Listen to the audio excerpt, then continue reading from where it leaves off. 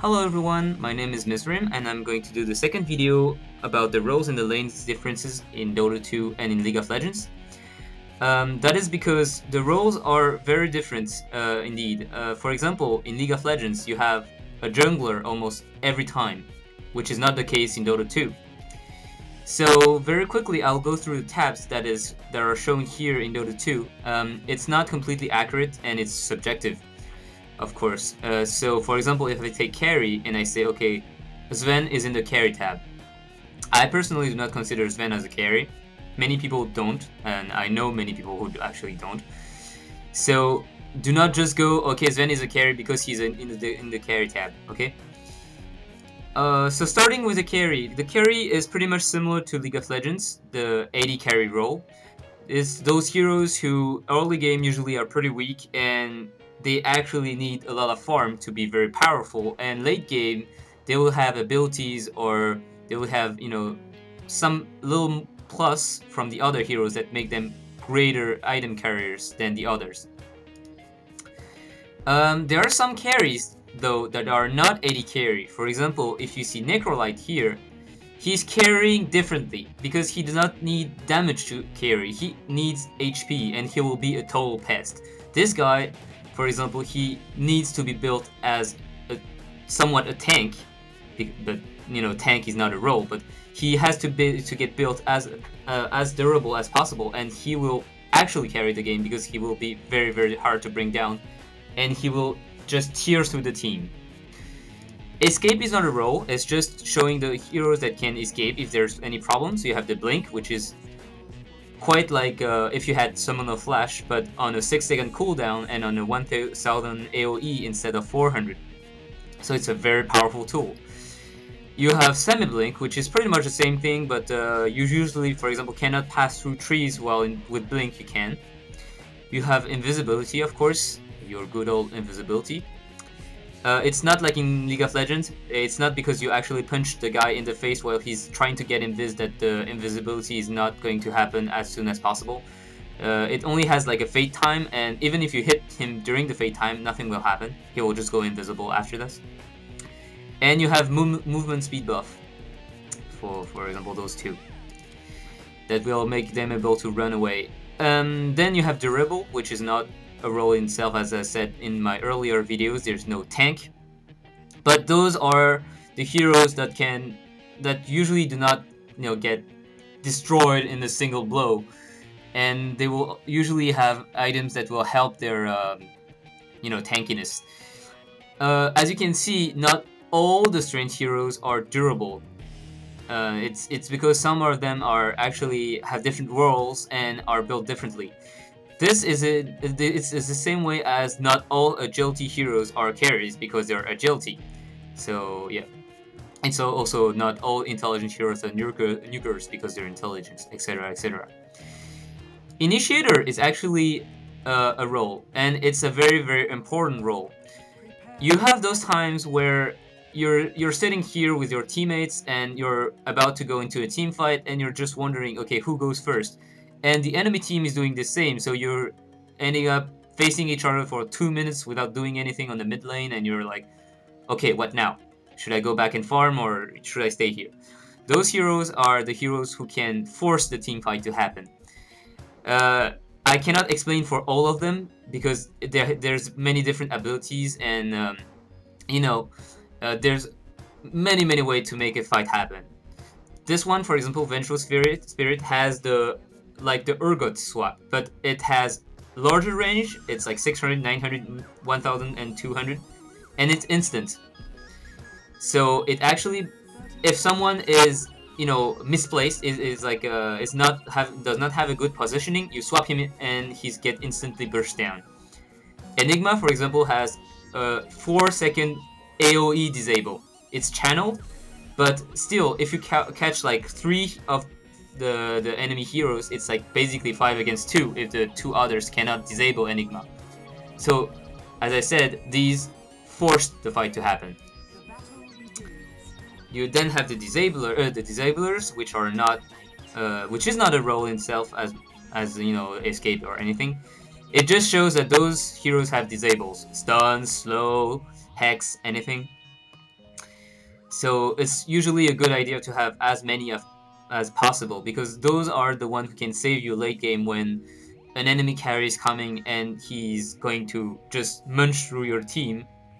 If you can disable him, he won't be able to do this. Alright, then you have the jungler. Jungler is also not a role, as I said before. Jungler is not compulsory in Dota 2. You do not have a jungler, it doesn't matter. It's, it's normal. Those are only the, easy jungler that are shown here. That means that those who can jungle without any problem, because remember, you have no summoner spell, so you do not have smite or anything. And I will talk later in another later video about how the jungle in Dota 2 is actually structured, because it's very different from League of Legends. Pretty much any hero can get some income from the jungle without being a jungler by himself. I will explain that later with like pulls. Then you have the nukers, pretty much straightforward. Those are the heroes that can nuke very hard and do much damage in a burst. Support and lane support, I personally do not see the difference, but okay, so for the sake of the example, let's just say that it's the same. The support are those who actually help your team in a tremendous way, because you have to remember that the AD carry, the carry in Dota 2 usually is the one who is very weak at the beginning, so you rely basically on the others to make it so your team doesn't fall apart in the early game and mid game. Support have a very important role of warding and of helping the entire team. Wards are not like in League of Legends. You cannot just buy as many as you want. Wards are actually limited in Dota 2. That means that if you misplace a ward, well, that's one less ward and you have to wait 6 minutes before buying another one. So what happens is basically the wards are sold in set of 2 wards, and if they only have 2 in stock, and whenever there's like 0, well, when you buy one, there's a 6-minute cooldown on the ward that will like you have to wait 6 minutes before buying another set. So wards are very important, but they are also those who usually come in to help you gank, disable, set up the kill, everything. So support heroes are the key to winning a game as much as carry hero is. It's not like in League of Legends, the 0 CS support hero doesn't exist, because you actually need those creep kills, you actually need this goal. That doesn't mean you have to steal from the AD carry, but you still need farm. Something else is, for example, the support. In League of Legends, you only have 1. In Dota 2, you usually need at least 2, or 2 that can support. You might have 3 that can support, but like 1 isn't playing support. But you need at least 2, because if only one guy is actually supporting, he will be totally item starved if he's doing his job, because he will be buying wards, he will be buying courier, he will be helping left and right, he will die for you so you can escape, and well, he's a support. He doesn't farm much, so he has very little gold. But when he dies, it's like everyone else. He still loses gold. And since he will buy wards that are consumables, he won't have many items himself. So you need at least 2 support to support each other as well. Because if you only have 1, he will just be the ward bitch, and this is a very, very hard role to play, and it might not be fun at all. So do not hesitate to pick too many support. This is always because support also often very often have disables as well. Pushers is not a role in itself, but pushers are those who can destroy the towers very, very quickly through summons, for example, or through abilities here. Okay, so this is a bit all for the roles, so let's recap what are the actual roles, and not just, like for example, escape is not the actual role. So actual roles are carry, initiator, and support. You also have something called the semi-carry. The semi-carry is often the one who have very potent early to mid game, because he has, for example, nukes, and he can gank. But given the items, he can also become a carry late game. He might not be as powerful as your, hard carry, but he will still be able to do tons of damage. Something else, as I said, so usually what happens is we see, like, one mid hero that's usually semi-carry, like Mirana, let's say, or Queen of Pain. Very mobile heroes that can go around, stun people, like, nuke people and everything, and they can be very, very powerful, but they can still transition very well into late game. You will have your carry, and so this guy will farm and assure the late game if there's any problem. And you will have an initiator that can also be a support, but let's say for the sake of the argument that you have your initiator and you have those two supports. This is a pretty much balanced team. You will see, for example, in tournaments that some team just forego the whole we're going to do this setup, and they go some very crazy setup and they still win.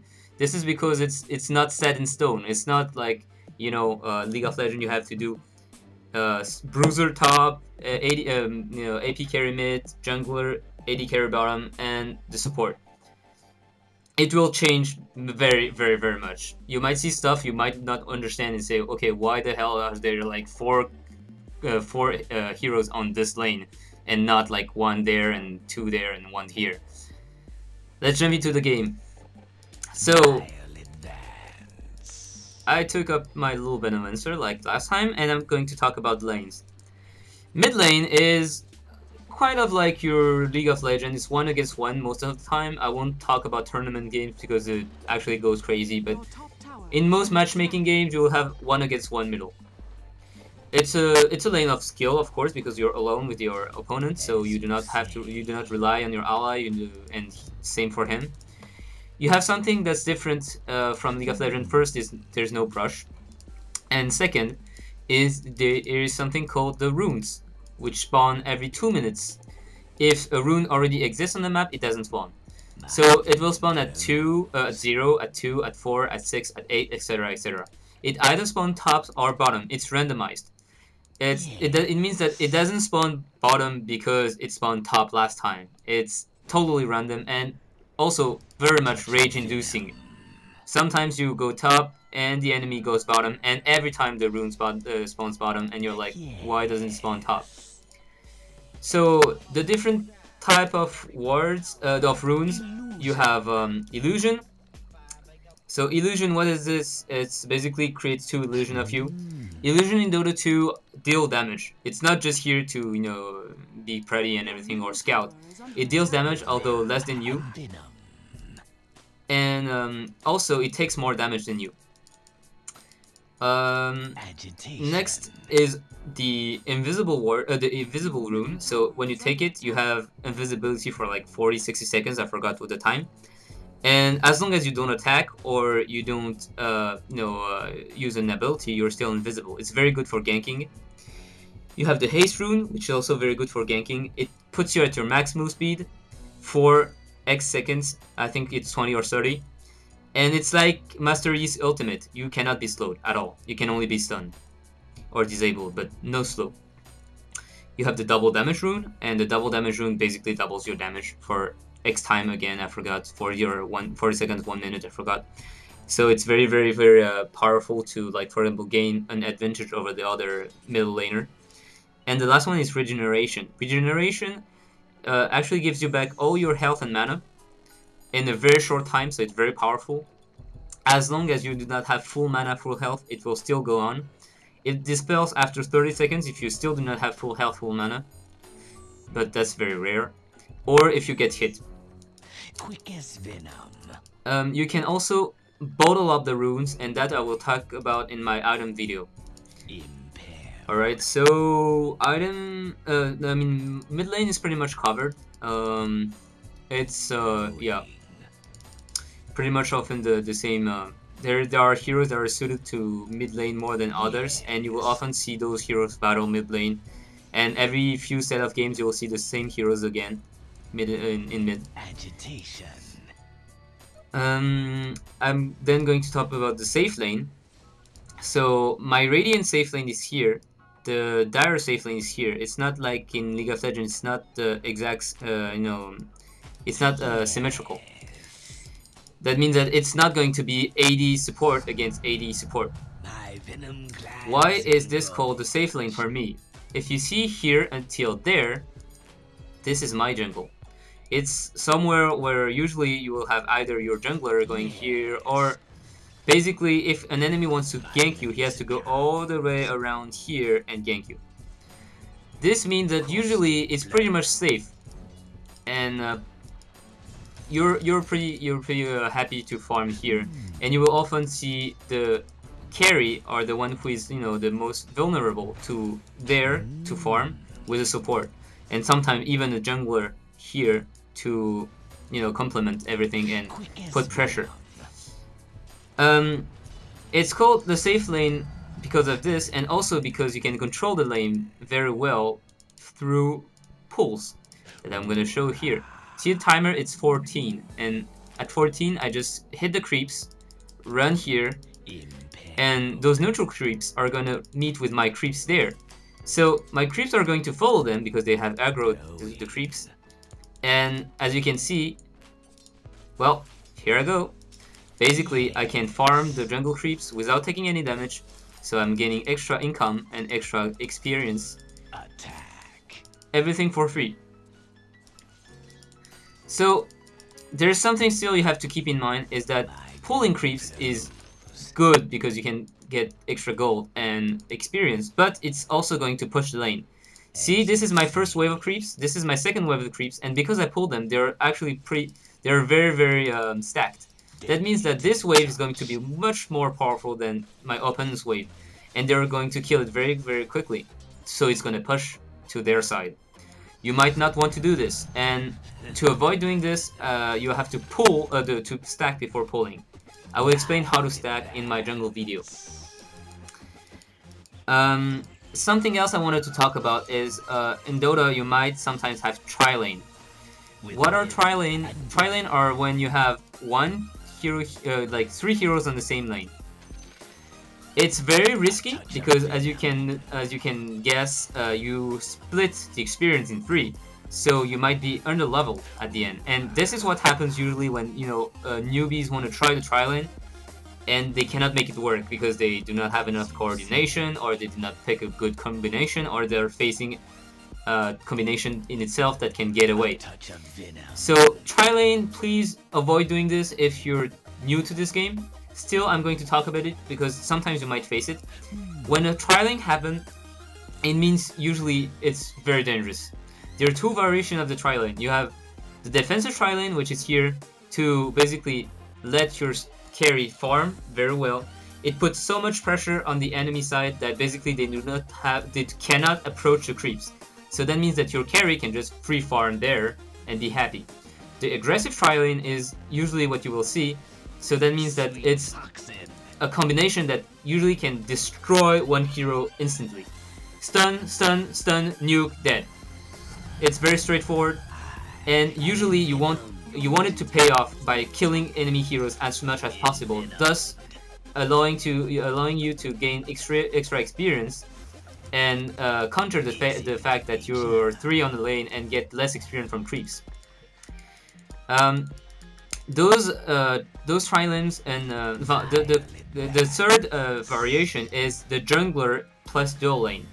That means that you have a regular dual lane here, and you have a jungler that can actively gank from there. So that means that if ever the enemies, cross this area, they are in danger zone. And whenever they're in danger zone, you have to do something.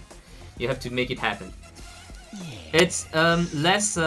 This variation is less dangerous because you still have 2 heroes only on the lane, so you still gain regular experience, and the jungler gain experience by jungling, so no problem here. So what's the goal of tri-lane? Well, you probably already guessed. As I said, it's to put pressure on the opponents and let your carry farm.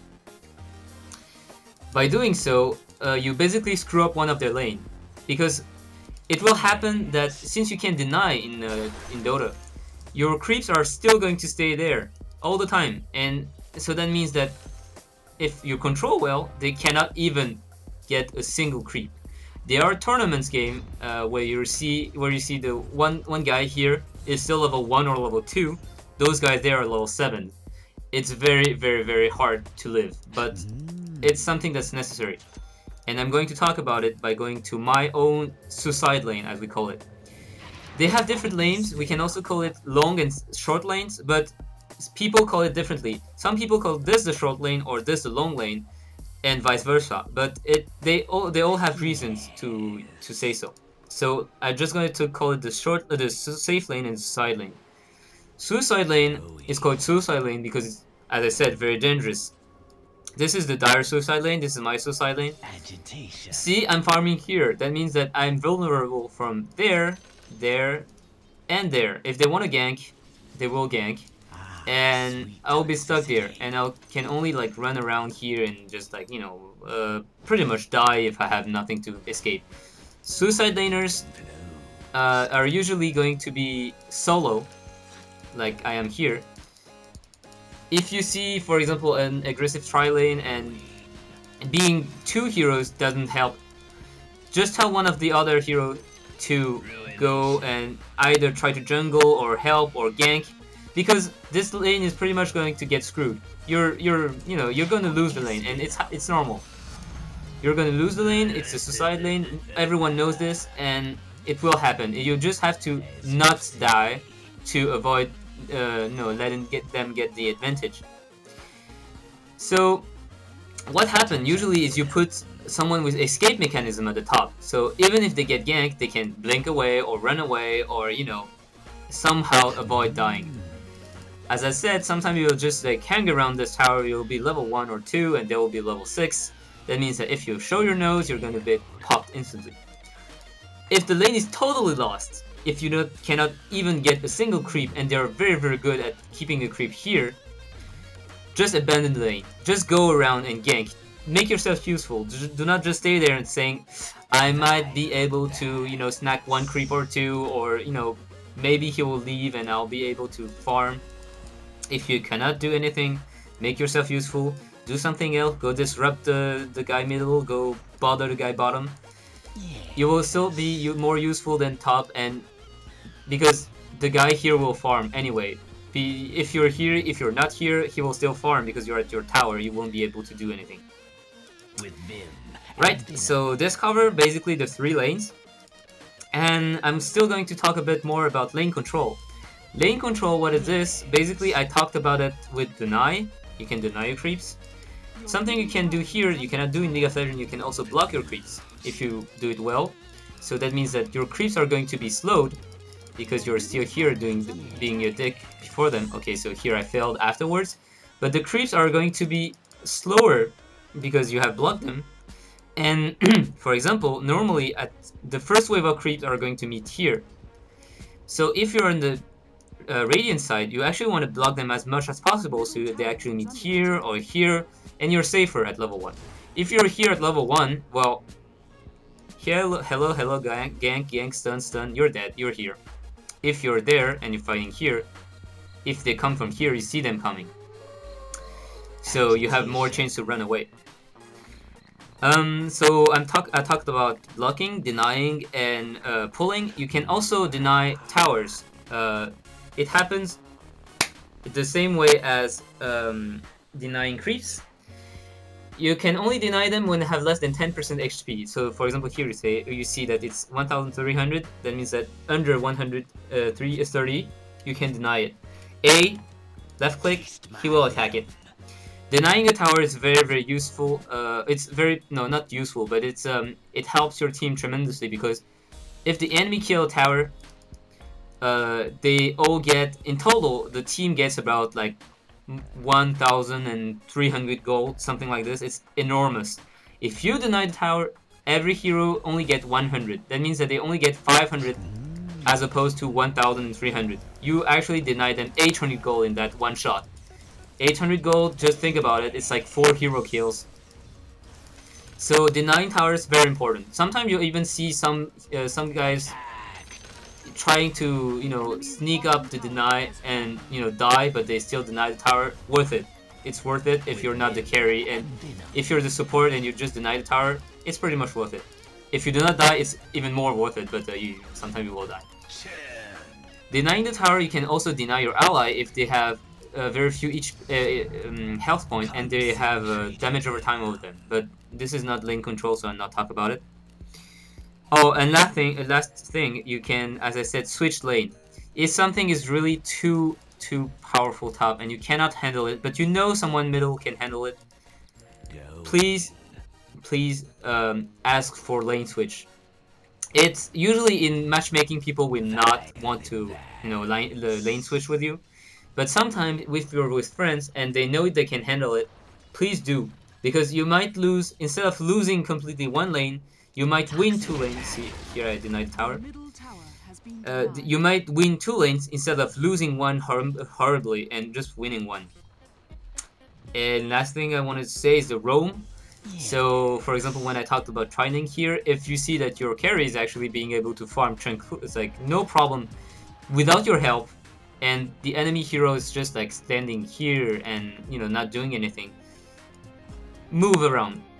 You and your ally, your other support hero, move, try to gank middle, or just by the fact of moving, this guy, we see that, oh crap, there were 3, there's only 2 left, there's only 1 left. Where did they go? So he will have to play carefully, and that means that he will not be able to farm here, for example, because he will be standing there. That means that the heroes can come from here, from there. So he'll have to be very careful. That will disrupt his farm, that will disrupt his confidence. So maybe, you know, your mid lane is losing, and he's like, you know, hard pressed. If you're moving around, he will not dare to, you know, make kills, because if he is aware of the map, he will see that, well, you could be anywhere, and if he doesn't have a ward here, he's pretty much screwed. So don't be like in League of Legends. Do not be static on your lane. Be active on your ganks, because you do not have like a full-time jungler, and even if you have a jungler, it's not his role to always gank. So if you see a gank opportunity, please do so. You're middle lane, you catch a haste rune, you go top, you kill a guy if the lane is pushed like this. If the lane is like here and they're like, you know, staying at their tower, do not go and waste your haste top, because you're just like end up waiting here and the creeps will just fight there and they will be under their towers. It will be too dangerous. But you have to see the opportunity and grab it. Invis rune, haste rune, very good runes to gank. Watch where the lanes are at. If there's push like this and the hero is there, go snag on him. Same here. You see the hero is there, you can go there, go ahead. Same in the middle. You see your middle laner is actually here and under your tower. The guy here is pretty cocky. Well, one of you here can actually go around and, you know, get the guy. You can also get the rune. Not all middle laner need the rune. So if you see the rune, just catch it and help your middle lane. You have to be active in Dota 2. Do not be like in League of Legends. The mid guy lost his lane. Oh, boo-hoo-hoo, what a noob. And oh fuck, we're screwed. Oh, bot lane lost the lane as well. Yeah, okay, so what about it? We are screwed. Do not blame the others, but ask for ganks. If you're too hard pressed, ask for their help, because sometimes they just do not watch. And, you know, ping, say, okay, this guy is pushing right now, we might be able to kill him. Please come and kill this guy. Some people just don't answer, but some will.